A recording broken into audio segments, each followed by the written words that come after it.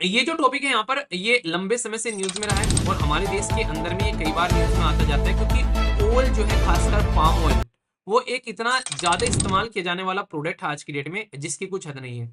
हमारे देश के प्राइम मिनिस्टर साहब ने पब्लिकली आकर पाम ऑयल का नाम लेकर इस स्पीच को भी संबोधित किया था। भाई और बहनों, खाने के तेल में आत्मनिर्भरता के लिए अब राष्ट्रीय खाद्य तेल मिशन ऑयल पाम का संकल्प लिया गया है। आज देश भारत छोड़ो आंदोलन को याद कर रहा है, तो इस ऐतिहासिक दिन ये संकल्प हमें नई ऊर्जा से भर देता है। ये जो टॉपिक है यहाँ पर, ये लंबे समय से न्यूज में रहा है और हमारे देश के अंदर में ये कई बार न्यूज में आता जाता है, क्योंकि ऑयल जो है, खासकर पाम ऑयल, वो एक इतना ज्यादा इस्तेमाल किया जाने वाला प्रोडक्ट है आज की डेट में, जिसकी कुछ हद नहीं है। National workshop on sustainable oil palm, ये कल्टीवेशन की बात की गई, कहां पर कंक्लूड की गई, आसाम के अंदर में। तो यहाँ पर कैसे पाम ऑयल, जो कि हम लोग दूसरे देशों से खरीद कर लेकर आते हैं, अपने ही देश में इसको सेल्फ सफिशिएंट तरीके से कैसे लेकर चल सकते हैं, उसके ऊपर में आप लोगों को यहाँ पर फोकस देखना मिलेगा। तो इसको मैं डिटेल में थोड़ा सा डिस्कस करूंगा, और हमारे देश के अंदर में कहाँ से पाम ऑयल आता है और कैसे कौन कौन सी कंट्री सबसे ज्यादा पाम ऑयल प्रोड्यूस करती है, ये ऑलरेडी एग्जाम में भी आप लोगों से क्वेश्चन पूछे जा चुके हैं कई बार। तो इसलिए पाम ऑयल के बारे में ध्यान से सुनिएगा। सबसे पहले अगर बात करूं ये एडेबल पाम ऑयल के बारे में, तो आप लोग यहाँ पर याद रखना, national mission on edible oil, खासकर पाम ऑयल के बारे में बात की जा रही है।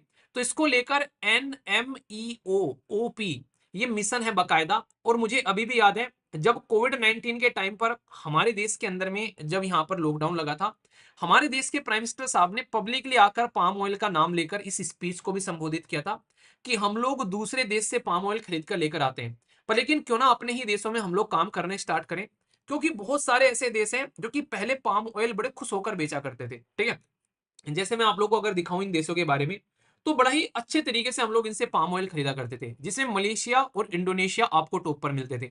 पर लेकिन जब से पाम ऑयल का इस्तेमाल यहाँ पर दूसरी तरफ करना स्टार्ट किया गया, जैसे आज की डेट में कई सारे लोग क्या कर रहे हैं, एथेनॉल बना रहे हैं इस तरीके के प्रोडक्ट का इस्तेमाल कर कर, और उसको यूज कर रहे हैं डीजल और पेट्रोल की जगह पर, खासकर पेट्रोल की जगह पर इस्तेमाल किया जा रहा है। तो इसके चलते पाम ऑयल की इज्जत मार्केट में और ज्यादा बढ़ गई है।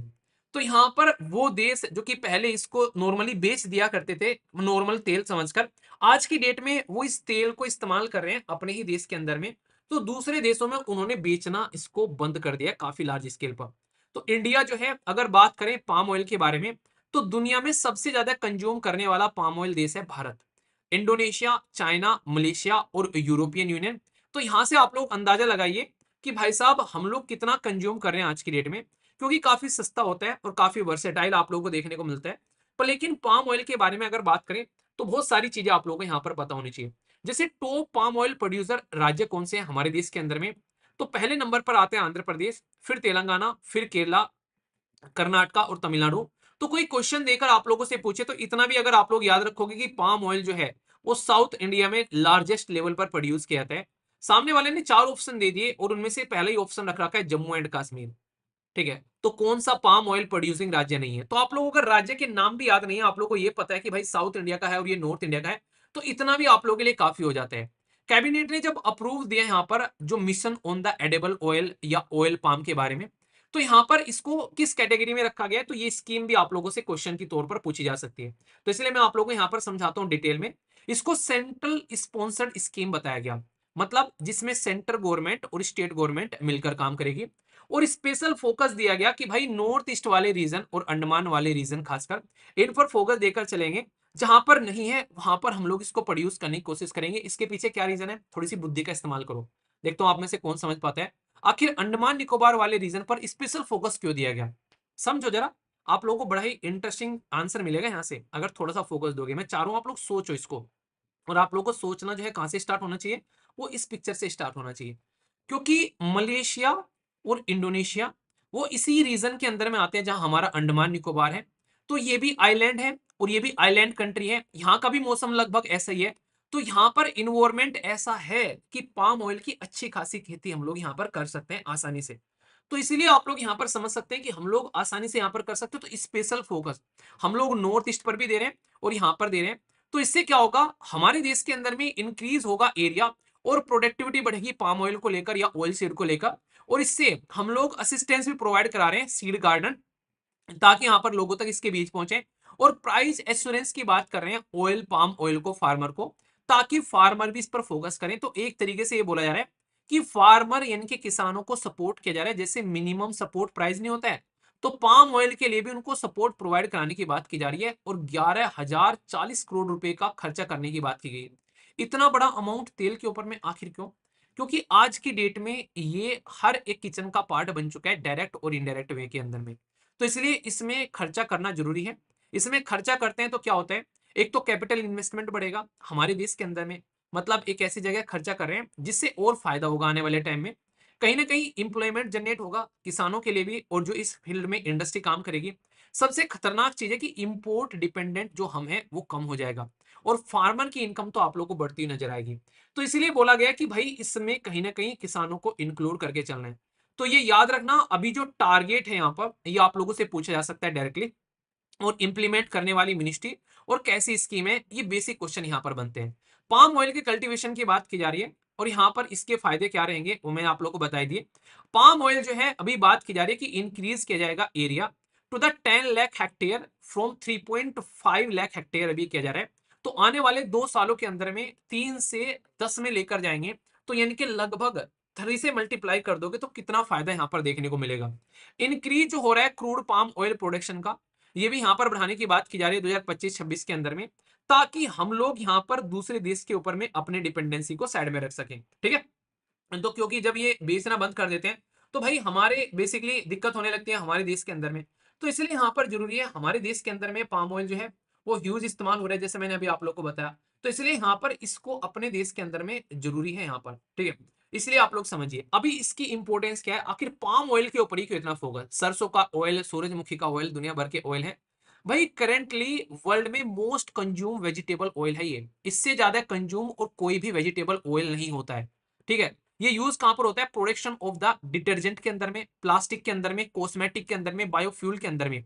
तो जो इंडोनेशिया है उसने बायोफ्यूल के अंदर में इसको इस्तेमाल करना स्टार्ट कर दिया। तो उसने बोला अगर बायोफ्यूल में मैं इस्तेमाल करता हूं तो भाई बेचो क्यों, मेरे घर में पड़ा है सोना तो फिर काहे को रोना। तो इसलिए यहाँ पर ये इसका इस्तेमाल इतनी जगह किया जा रहा है आज के डेट में। और इंडोनेशिया और मलेशिया ही क्यों नाम मैं बार बार ले रहा हूं, तो ये सुनकर तो आप लोग हैरान हो जाएंगे। आप लोगों ने कहा सुने कि आधे में राम और आधे में गाम, वो इंप्लीमेंट होता है। 90% ग्लोबल पाम ऑयल जो है वो मलेशिया और इंडोनेशिया अकेले 2 देशों के अंदर में है। और कंज्यूम करने वाले कौन है? सबसे ज्यादा इंडिया, चाइना और यूरोपियन यूनियन। तो इसलिए यहां पर इसके बारे में आप लोग समझ सकते हैं। इंडिया एनुअली इंपोर्ट करता है 13 से लेके 14 मिलियन, जो यहाँ पर बेसिकली मिलियन टन। तो हमारी रिक्वायरमेंट देखो कितनी तकड़ी है। और अगर इतनी हम लोग खर्च कर रहे हैं, बार बार इतना हम लोग इंपोर्ट कर रहे हैं, तो सोच के देखो अगर हम लोग अपने देश के अंदर में अगर खुद ही इसको इस्तेमाल करना स्टार्ट कर चुके तो कितना फायदा देखने को मिलेगा। Around 8 million ton palm oil जो है वो इंपोर्ट किया है इंडोनेशिया और मलेशिया से अकेले से। तो अगर इन्होंने बंद कर दिया तो भाई कहां से लेकर आएंगे? तो एशिया जो है वो 40% of the global palm oil consume करते हैं, और यूरोपियन जो है खासकर वो 12% यहाँ पर देखने को मिलेंगे। और इंडिया लार्जेस्ट इंपोर्टर है पाम ऑयल का। भाई हम तो क्रूड ऑयल भी इंपोर्ट करते हैं, पाम ऑयल भी इंपोर्ट करते हैं। 15% ग्लोबल जो इंपोर्ट है हम करते हैं, चाइना 9 करता है, पाकिस्तान 4 करता है और बांग्लादेश 2 करता है। यानी कि हम लोग सबसे ज्यादा इंपोर्ट कर रहे हैं। तो इसीलिए अगर वो जो इंपोर्ट है अगर उसको हम लोग इतना इस्तेमाल कर ही रहे हैं, हमारे देश में इतना काम हो ही रहा है, तो सोच के देखो अगर हम लोग अपने ही देश के अंदर में अगर काम करना स्टार्ट कर दे इसको लेकर तो कैसा रहेगा। तो इसीलिए यहाँ पर 11,000 करोड़ रुपए खर्च किए जा रहे हैं। बेवकूफ नहीं है हमारी सरकार की भाई ऐसे उठाकर खर्च कर दिया। तो मिनिस्ट्री ऑफ एग्रीकल्चर इसको इस तरीके से लेकर चल रही है। कल को अगर हम लोग अपने देश में ही काम करने लगे तो कहीं ना कहीं हम लोग और अच्छे से चीजों को लेकर चल पाएंगे। अब मैं आप लोगों को छोटी सी बात और बताना चाहूंगा। पाम ऑयल तो चलो मैंने आप लोगों को बता ही रहा हूँ, साथ साथ में मैं आप लोगों को 2 चीजें और बताऊंगा। आज की डेट में सोयाबीन जो ऑयल है उसके बारे में आप लोग याद रखिएगा। हम लोग अर्जेंटीना और ब्राजील 2 देश हैं, एक है अर्जेंटीना और एक है ब्राजील। भाई साहब 22% हम लोग सोयाबीन जो है वो यहाँ से खर्च एक तरीके से इंपोर्ट कर भारत में लेकर आते हैं। तो यहाँ पर ये बहुत बड़ा इंपोर्ट है। यहाँ पर सनफ्लावर ऑयल का नाम आप लोगों ने सुना होगा, उसमें रसिया और यूक्रेन सबसे टॉप पर है। रसिया और यूक्रेन से हम लोग खरीद कर लेकर आते हैं लगभग 15% सनफ्लावर ऑयल, सूरजमुखी का तेल आप लोग हिंदी में इसको बोल सकते हैं। तो इंडिया जो है, भारत जो है, अलग अलग रीजन से ये खरीद कर लेकर आ रहा है। हमारे देश के अंदर में अगर हम लोग खेती को थोड़ा सा भी इस तरीके से लेकर चले ना कमर्शियल पॉइंट ऑफ व्यू से, तो हमारे किसानों की बल्ले बल्ले हो जाएगी। इतना तकड़ा लेवल पर हम लोग बाहर से चीजें खरीद रहे हैं। और सोचो, इंडोनेशिया और मलेशिया ने बंद कर दिया, अपने देश में इस्तेमाल करना स्टार्ट कर दिया, तो कंडीशन किस तरीके से निकल कर आती है, ये चीजें आप लोग यहाँ पर समझ सकते हैं।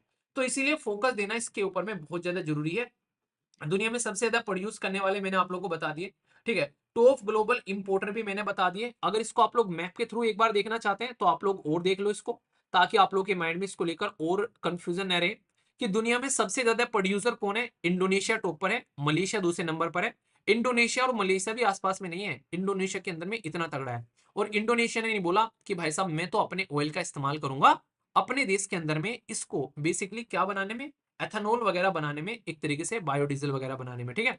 थाईलैंड, कोलंबिया, नाइजीरिया, ग्वेटमाला, ये सारे के सारे मैक्सिमम वो कंट्री हैं जो कि आप लोग को एंड एक तरीके से आइलैंड कंट्री देखने को मिलेगी। तो अगर हम लोग अपने देश के अंदर में अंडमान निकोबार वाली एरिया के अंदर में अगर इस तरीके से लेकर चलते हैं तो बहुत फायदा रहेगा।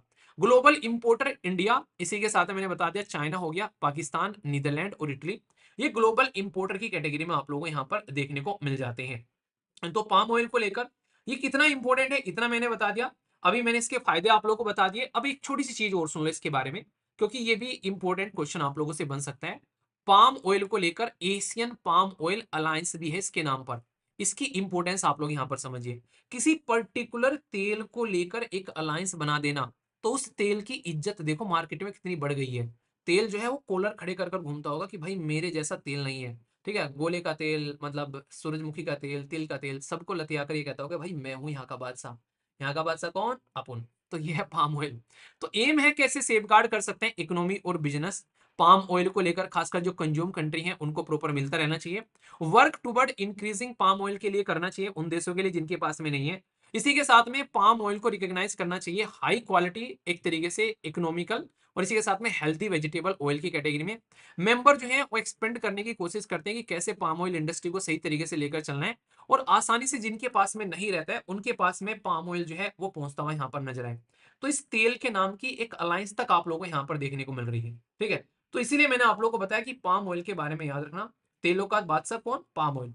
तो ये इसलिए आप लोगों से समझा जा सकता है। भाई इतनी इज्जत क्यों दे दी वीर भाई इस पर्टिकुलर आर्टिकल को? इतनी इज्जत इसलिए दे दी क्योंकि ये एग्जाम में इज्जत उतार देगा अगर तैयार नहीं करोगे। 2021 में बकायदा पाम ऑयल के बारे में पूरा क्वेश्चन पूछ लिया, समझ रहे हैं? Palm oil, palm oil, palm oil. तो इसलिए मैंने आप लोगों को बोला कि पाम ऑयल को आप लोग तैयार करके जाइए। तो पाम ऑयल के बारे में डायरेक्टली क्वेश्चन आप लोगों से पूछा जा सकता है। और यहाँ पर आप लोगों के सामने सारी की सारी स्टेटमेंट है, तो एक एक कर कर आप लोग यहाँ पर इसको देख सकते हैं। पाम ऑयल जो है बोला जा रहा है कि palm oil tree is native to the South East Asia. तो साउथ ईस्ट एशिया का नेटिव है, ये आप लोगों से बोला। तो पाम ऑयल जो है वो ड्राइव करता है जिसे ऑयल पाम ट्री से निकाल कर लेकर आता है, पर लेकिन ये साउथ ईस्ट एशिया का नेटिव नहीं है, ये वेस्ट अफ्रीका का नेटिव है। ये एक इंटरेस्टिंग क्वेश्चन है और ये क्वेश्चन के थ्रू ही मैं आप लोग को बताना चाह रहा था, ये बताऊंगा। क्योंकि कई बार जो दिखता है वो होता नहीं है, ठीक है। कहां से निकल कर आया? तो साउथ ईस्ट एशिया से निकल कर नहीं आया, ये वेस्ट अफ्रीका से निकल कर आया। पर लेकिन सबसे ज्यादा आज की डेट में देखने को मिलता है ये साउथ ईस्ट एशिया के अंदर में। तो पढ़ने के बावजूद भी क्वेश्चन गलत कैसे होते हैं वो यहां से सीखो आप लोग ये। तो इसलिए आप लोगों से अच्छे क्वेश्चन पूछे जाते हैं, थोड़े अच्छे लेवल के। पर लेकिन अगर आप लोगों को इसके बारे में नहीं पता है तो फिर भी टेंशन लेने की जरूरत नहीं है। पाम ऑयल रॉ मटेरियल के तौर पर इंडस्ट्री इस्तेमाल किया जाता है, लिपस्टिक के अंदर में, परफ्यूम के अंदर में। जी हाँ, बिल्कुल सही है। Palm oil can be used in producing the biodiesel, ये बताया, बिल्कुल सही है। तो अगर ये दोनों स्टेटमेंट भी आप लोग को पता है तो कहीं ना कहीं आप लोग दो ऑप्शन तो यहाँ पर डिक्रीज कर ही सकते हैं जिसके अंदर में दोनों स्टेटमेंट नहीं है। तो इस तरीके से मैं आप लोगों को यहाँ पर बताना चाह रहा हूँ। तो आप लोग एलिमिनेशन मेथड का इस्तेमाल कर कर फिर आप लोग रुकोगे यहाँ पर। तो अगर ये रुकोगे तो एटलीस्ट आप लोग एलिमिनेट कर कर इस तरीके से अपने ऑप्शन पर पहुंच सकते हो, ठीक है। तो ये स्टेटमेंट जरूर याद रख लेना कि साउथ ईस्ट एशिया के अंदर में नॉर्मली ये पर्टिकुलर ऑयल जो है वो किस तरीके से यहाँ पर आप लोग यूज कर रहे हो कि हाँ प्रोड्यूसिंग कंट्री है, पर लेकिन नेटिव वेस्ट अफ्रीकन कंट्री के अंदर से निकल कर आता है, ठीक है। बायोडीजल में इस्तेमाल किया जाता है, लिपस्टिक परफ्यूम इनमें इस्तेमाल किया जाता है। वो सारी चीजें अपनी जगह बिल्कुल करेक्ट है भाई, ठीक है।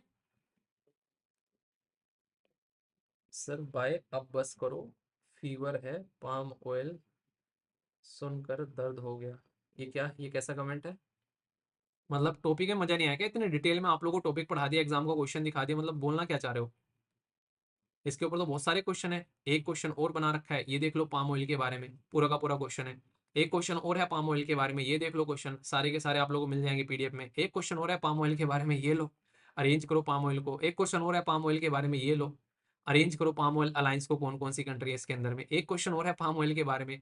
टोटल 7 क्वेश्चन है पाम ऑयल को लेकर। चलिए अटेम्प्ट कर लेना, ये आप लोगों को पीडीएफ में मिल जाएंगे, ठीक है। तो डिटेल में है, बाकी आप लोग जब अपना वो भी करने जाते हो, क्विज देने जाते हो, तो उसके अंदर ही मिल जाते हैं। समझ में आ गया। टॉपिक को ऐसे तैयार कर लो कि भाई साहब उसका खून चूस लो, ठीक है ना। तो ऐसे तैयार करना कहते हैं टॉपिक को।